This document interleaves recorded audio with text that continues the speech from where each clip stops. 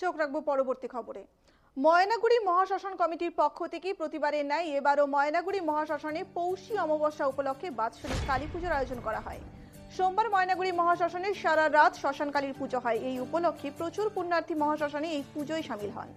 মঙ্গলবার সারা দিনব্যাপী সকলের মধ্যে প্রসাদ বিতরণ করা হবে বলে ময়নাগুড়ি মহাশ্মশান কমিটির পক্ষ থেকে জানা যায়। ময়নাগুড়ি মহাশ্মশান কমিটির এক সদস্য তথা পুণ্যার্থী বলেন, প্রতি বছর কৌশিকী অমাবস্যায় মহাশ্মশানে এই মায়ের পুজো হয়ে থাকে। প্রচুর মানুষের এখানে সমাগম হয়। ভক্তরা সকাল থেকেই উপোস করে মায়ের পুজো দেন বলে এদিন জানান তিনি। এছাড়াও তিনি জানান, এই কালীমা খুবই জাগ্রত। তারা মায়ের কাছে প্রার্থনা করেন সকলে যেন সুস্থ এবং ভালো থাকে। তিনি আরো বলেন, এই পুজো তার জন্মের আগে থেকে হয়ে আসছে।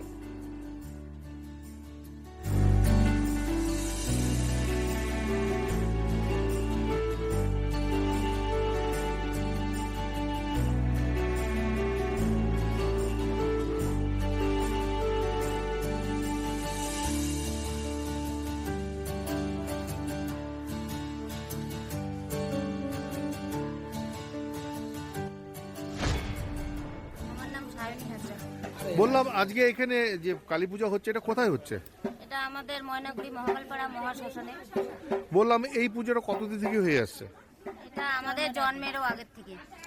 প্রতি বছর কি এই দিনই হয়ে থাকে? পৌষ মাসের অমাবস্যায় এই তিথিতেই পুজো হয়। বললাম এই পুজো উপলক্ষে আপনাদের এখানে কি কি হয়?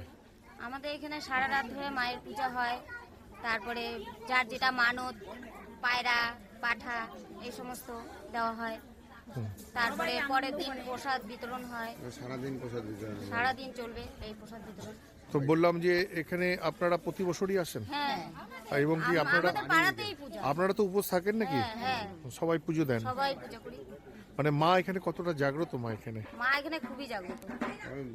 যা মানত করে যার যেটা মানত করে কেউ ফিরে যায় না।